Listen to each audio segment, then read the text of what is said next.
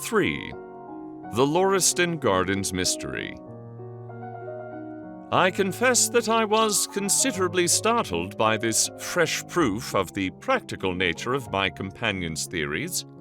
My respect for his powers of analysis increased wondrously. There still remained some lurking suspicion in my mind, however, that the whole thing was a prearranged episode intended to dazzle me, though what earthly object he could have in taking me in was past my comprehension. When I looked at him, he had finished reading the note, and his eyes had assumed the vacant, lackluster expression which showed mental abstraction. "How in the world did you deduce that?" I asked. "Deduce what?" said he petulantly. "Why, that he was a retired sergeant of Marines." "I have no time for trifles," he answered brusquely. Then, with a smile, "Excuse my rudeness. You broke the thread of my thoughts, but perhaps it is as well. So you actually were not able to see that that man was a sergeant of Marines?" "No, indeed." "It was easier to know it than to explain why I knew it.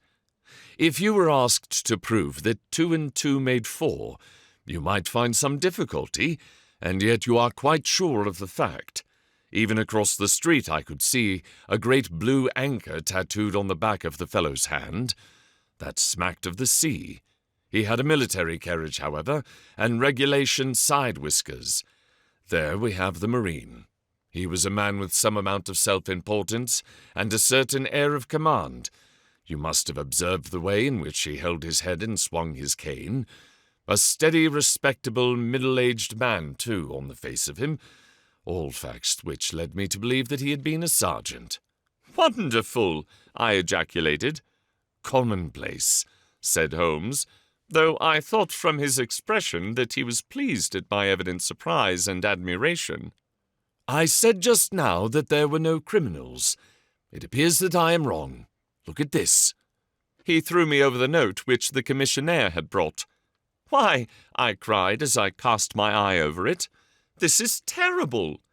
"It does seem to be a little out of the common," he remarked calmly. "Would you mind reading it to me aloud?" This is the letter which I read to him.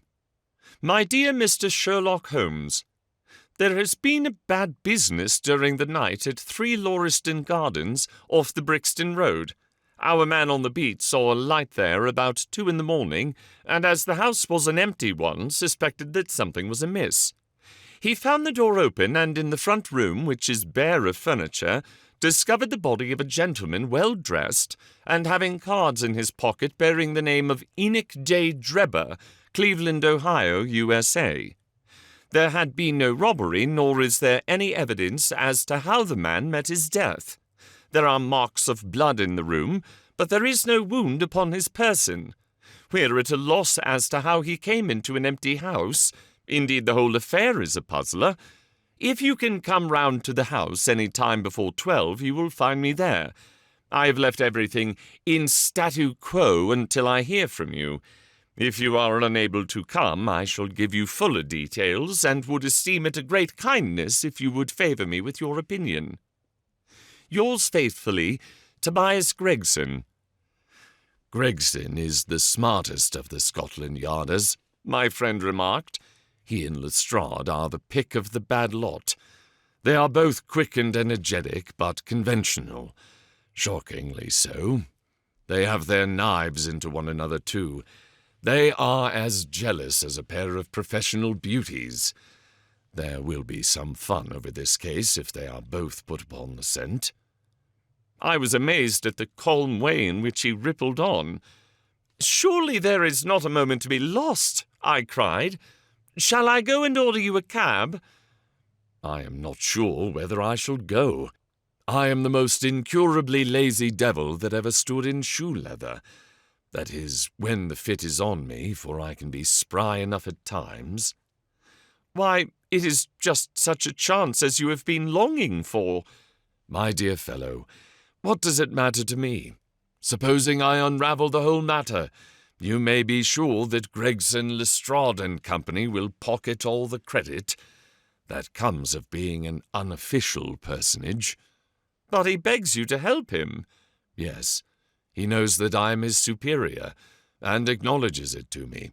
But he would cut his tongue out before he would own it to any third person.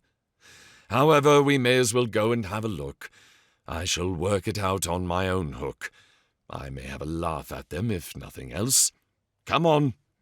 He hustled on his overcoat and bustled about in a way that showed that an energetic fit had superseded the apathetic one. "Get your hat," he said. "You wish me to come?" "Yes, if you have nothing better to do." A minute later we were both in a hansom driving furiously for the Brixton Road. It was a foggy, cloudy morning, and a dun-coloured veil hung over the housetops, looking like the reflection of the mud-coloured streets beneath.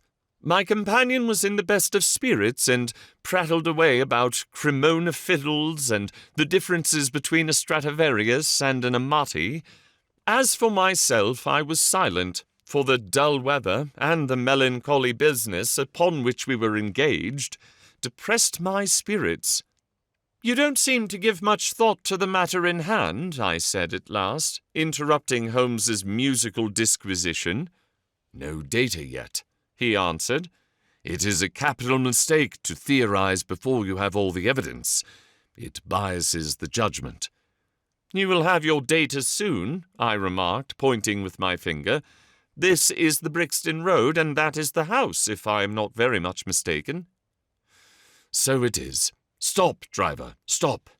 We were still 100 yards or so from it, but he insisted upon our alighting, and we finished our journey upon foot. Number 3 Lauriston Gardens wore an ill-omened and minatory look. It was one of 4 which stood back some little way from the street, 2 being occupied and 2 empty. The latter looked out with 3 tiers of vacant melancholy windows which were blank and dreary, save that here and there a "To Let" card had developed like a cataract upon the bleared panes. A small garden, sprinkled over with a scattered eruption of sickly plants, separated each of these houses from the street and was traversed by a narrow pathway, yellowish in colour, and consisting apparently of a mixture of clay and gravel. The whole place was very sloppy from the rain which had fallen through the night. The garden was bounded by a 3-foot brick wall with a fringe of wood rails upon the top, and against this wall was leaning a stalwart police constable, surrounded by a small knot of loafers who craned their necks and strained their eyes in the vain hope of catching some glimpse of the proceedings within. I had imagined that Sherlock Holmes would at once have hurried into the house and plunged into a study of the mystery. Nothing appeared to be further from his intention. With an air of nonchalance which, under the circumstances, seemed to me to border upon affectation, he lounged up and down the pavement and gazed vacantly at the ground, the sky, the opposite houses, and the line of railings. Having finished his scrutiny, he proceeded slowly down the path, or rather down the fringe of grass which flanked the path, keeping his eyes riveted upon the ground. Twice he stopped, and once I saw him smile and heard him utter an exclamation of satisfaction. There were many marks of footsteps upon the wet clayey soil, but since the police had been coming and going over it, I was unable to see how my companion could hope to learn anything from it. Still, I had had such extraordinary evidence of the quickness of his perceptive faculties that I had no doubt that he would see a great deal which was hidden from me. At the door of the house we were met by a tall, white-faced, flaxen-haired man with a notebook in his hand who rushed forward and wrung my companion's hand with effusion. "It is indeed kind of you to come," he said. "I have had everything left untouched." "Except that," my friend answered, pointing at the pathway. "If a herd of buffaloes had passed along, there could not be a greater mess. No doubt, however, you had drawn your own conclusions, Gregson, before you permitted this." "I have had so much to do inside the house," the detective said evasively. "My colleague, Mr. Lestrade, is here. I had relied upon him to look after this." Holmes glanced at me and raised his eyebrows sardonically. "With 2 such men as yourself and Lestrade upon the ground, there will not be much for a third party to find out." he said. Gregson rubbed his hands in a self-satisfied way. "I think we have done all that can be done," he answered. "It's a queer case, though, and I know your taste for such things." "You did not come here in a cab?" asked Sherlock Holmes. "No, sir." "Nor Lestrade?" "No, sir." "Then let us go and look at the room." With which inconsequent remark, he strode on into the house, followed by Gregson, whose features expressed his astonishment. A short passage, bare-planked and dusty, led to the kitchen and offices. 2 doors opened out of it to the left and to the right. One of these had obviously been closed for many weeks. The other belonged to the dining-room, which was the apartment in which the mysterious affair had occurred. Holmes walked in, and I followed him with that subdued feeling at my heart which the presence of death inspires. It was a large square room, looking all the larger from the absence of all furniture. A vulgar flaring paper adorned the walls, but it was blotched in places with mildew, and here and there great strips had become detached and hung down, exposing the yellow plaster beneath. Opposite the door was a showy fireplace, surmounted by a mantelpiece of imitation white marble. On one corner of this was stuck the stump of a red wax candle. The solitary window was so dirty that the light was hazy and uncertain, giving a dull grey tinge to everything, which was intensified by the thick layer of dust which coated the whole apartment. All these details I observed afterwards. At present, my attention was centred upon the single grim, motionless figure which lay stretched upon the boards, with vacant, sightless eyes staring up at the discoloured ceiling. It was that of a man about 43 or 44 years of age, middle-sized, broad-shouldered, with crisp, curling black hair, and a short, stubbly beard. He was dressed in a heavy broadcloth frock-coat and waistcoat, with light-coloured trousers, and an immaculate collar and cuffs. A top hat, well brushed and trim, was placed upon the floor beside him. His hands were clenched and his arms thrown abroad, while his lower limbs were interlocked, as though his death struggle had been a grievous one. On his rigid face there stood an expression of horror, and, as it seemed to me, of hatred, such as I have never seen upon human features. This malignant and terrible contortion, combined with the low forehead, blunt nose, and prognathous jaw, gave the dead man a singularly simious and ape-like appearance, which was increased by his writhing, unnatural posture. I have seen death in many forms, but never has it appeared to me in a more fearsome aspect than in that dark, grimy apartment, which looked out upon one of the main arteries of suburban London. Lestrade, lean and ferret-like as ever, was standing by the doorway, and greeted my companion and myself. "This case will make a stir, sir," he remarked. "It beats anything I have seen, and I am no chicken." "There is no clue," said Gregson. "None at all," chimed in Lestrade. Sherlock Holmes approached the body, and, kneeling down, examined it intently. "You are sure that there is no wound?" he asked, pointing to numerous gouts and splashes of blood which lay all round. "Positive!" cried both detectives. "Then, of course, this blood belongs to a second individual, presumably the murderer, if murder has been committed. It reminds me of the circumstances attendant on the death of von Jensen in Utrecht, in the year 34. Do you remember the case, Gregson?" "No, sir." "Read up on it. You really should. There is nothing new under the sun. It has all been done before." As he spoke, his nimble fingers were flying here, there, and everywhere, feeling, pressing, unbuttoning, examining, while his eyes wore the same faraway expression which I have already remarked upon. So swiftly was the examination made that one would hardly have guessed the minuteness with which it was conducted. Finally he sniffed the dead man's lips, and then glanced at the soles of his patent leather boots. "He has not been moved at all?" he asked. "No more than was necessary for the purposes of our examination." "You can take him to the mortuary now," he said. "There is nothing more to be learned." Gregson had a stretcher and 4 men at hand. At his call, they entered the room, and the stranger was lifted and carried out. As they raised him, a ring tinkled down and rolled across the floor. Lestrade grabbed it up and stared at it with mystified eyes. "There's been a woman here," he cried.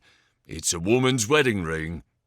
He held it out as he spoke upon the palm of his hand. We all gathered round him and gazed at it. There could be no doubt that that circlet of plain gold had once adorned the finger of a bride. "This complicates matters," said Gregson. "Heaven knows they were complicated enough before." "You're sure it doesn't simplify them?" observed Holmes. "There's nothing to be learned by staring at it. What did you find in his pockets?"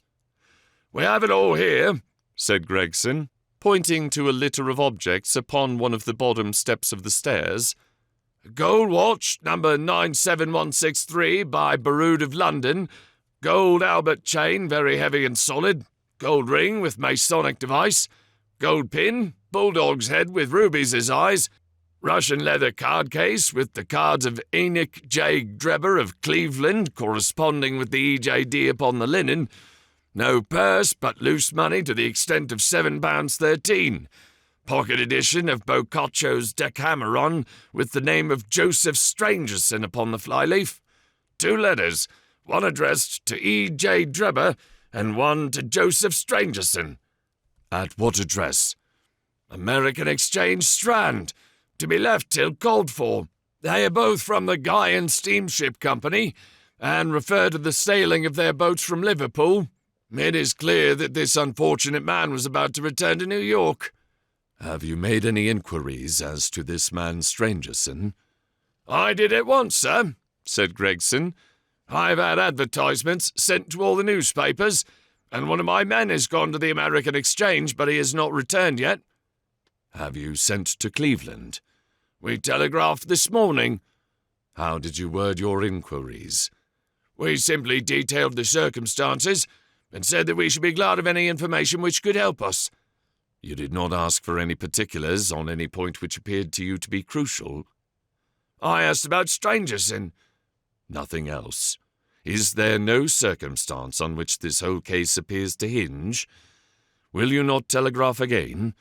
"I have said all that I have to say," said Gregson in an offended tone. Sherlock Holmes chuckled to himself and appeared to be about to make some remark, when Lestrade, who had been in the front room while we were holding this conversation in the hall, reappeared upon the scene, rubbing his hands in a pompous and self-satisfied manner. "Mr. Gregson," he said, "I have just made a discovery of the highest importance, and one which would have been overlooked had I not made a careful examination of the walls." The little man's eyes sparkled as he spoke, and he was evidently in a state of suppressed exultation at having scored a point against his colleague.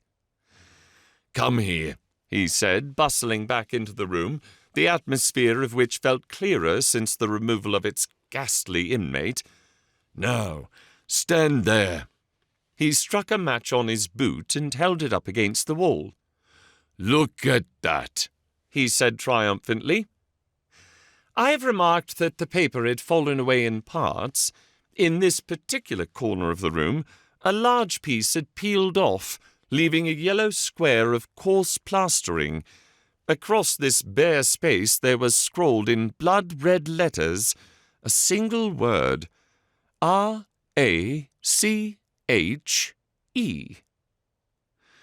"What do you think of that?"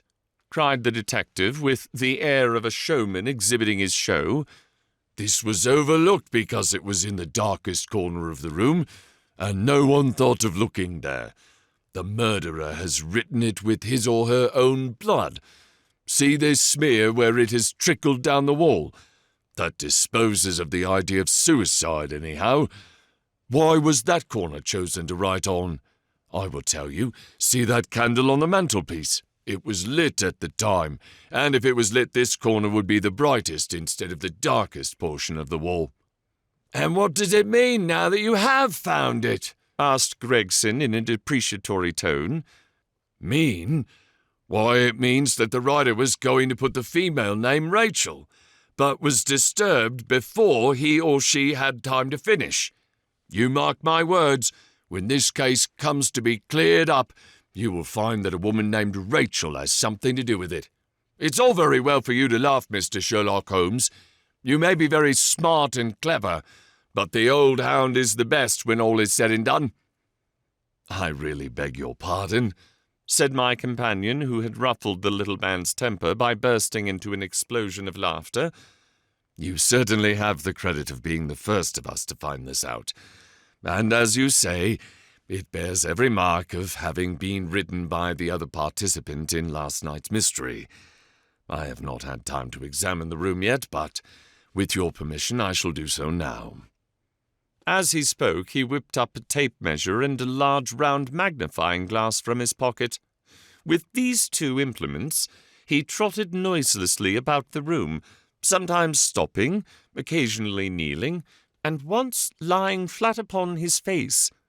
So engrossed was he with his occupation that he appeared to have forgotten our presence, for he chattered away to himself under his breath the whole time, keeping up a running fire of exclamations, groans, whistles, and little cries suggestive of encouragement and of hope.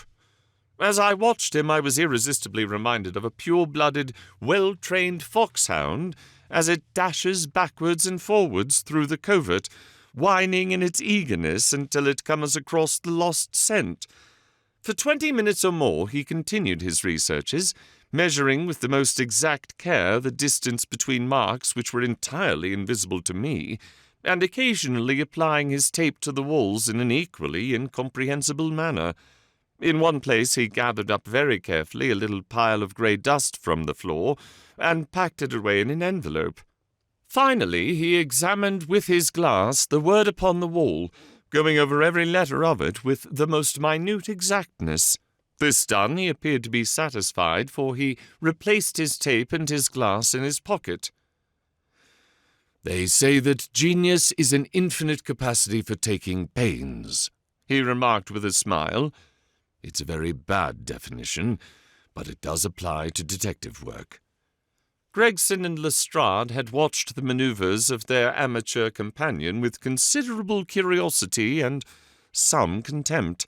They evidently failed to appreciate the fact, which I had begun to realize, that Sherlock Holmes's smallest actions were all directed towards some definite and practical end. "What do you think of it, sir?" they both asked. "I would be robbing you of the credit of the case if I was to presume to help you," remarked my friend. "You are doing so well now that it would be a pity for anyone to interfere." There was a world of sarcasm in his voice as he spoke.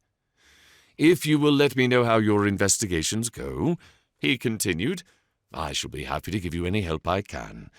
In the meantime, I should like to speak to the constable who found the body. Can you give me his name and address?" Lestrade glanced at his notebook. "John Rance," he said. "He is off duty now. You will find him at 46 Audley Court, Kennington Park Gate." Holmes took a note of the address. "Come along, Doctor," he said. "We shall go and look him up. I'll tell you one thing which may help you in the case," he continued, turning to the two detectives. "There has been murder done, and the murderer was a man. He was more than 6 feet high, was in the prime of his life, had small feet for his height, wore coarse square-toed boots, and smoked a Trichinopoly cigar. He came here with his victim in a 4-wheeled cab, which was drawn by a horse with 3 old shoes and 1 new one on his off foreleg. In all probability, the murderer had a florid face, and the fingernails of his right hand were remarkably long. These are only a few indications, but they may assist you." Lestrade and Gregson glanced at each other with an incredulous smile. "If this man was murdered, how was it done?" asked the former. "Poison," said Sherlock Holmes curtly, and strode off. "One other thing, Lestrade," he added, turning round at the door. "RACHE is the German for revenge, so don't lose your time looking for Miss Rachel." With which Parthian shot, he walked away, leaving the two rivals open-mouthed behind him.